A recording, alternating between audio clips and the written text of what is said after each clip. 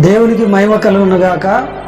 సహోదరి సహోదరులకు, దేవుని యొక్క బిడ్డలకు, విశ్వాసులకు, గ్రామ ప్రజలకు ప్రతి ఒక్కరికి నా హృదయపూర్వక వందనాలు.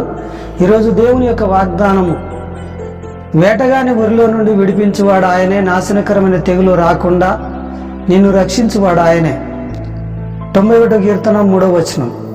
మరి ఈ రీతిగా దేవుని యొక్క వాగ్దానం మనకు సెలవిస్తూ ఉంది. నీ యొక్క జీవితంలో ఏ సమస్యతో నువ్వు బాధపడుతున్నావో, ఏ విషయంలో నువ్వు పడిపోతున్నావో, ఏ విషయంలో నువ్వు కుంగిపోతున్నావో, దేవుడు ప్రతి విషయంలో నిన్ను రక్షించడానికి, నీ యొక్క కుటుంబాన్ని కాపాడడానికి దేవుడు ఎంతగానో ఎదురు చూస్తూ ఉన్నాడు. నువ్వు నమ్ముతున్నావా?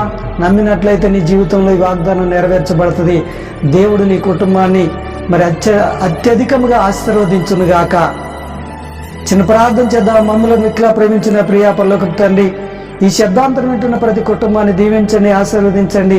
నీ కృపలో భద్రపరిచి నీ నామాన్ని మైపరుచుకునండి. వారికి ఉన్న ప్రతి అవసరత నుండి విడుదల దయచేయండి. కంటి నజర్ మాదిరి శక్తులు, చీకటి శక్తులు, దురాత్మ శక్తుల నుండి విడుదల దయచేయమని, నమ్మి విశ్వసించి నీ నామాన్ని గణపరిచే భాగ్యాన్ని దయచేయమని నజరేయుడైన యేసుక్రీస్తు పరిశుద్ధమైన పాదాలు బతిలాడుచున్నాం పరమ తండ్రి. ఆమేన్.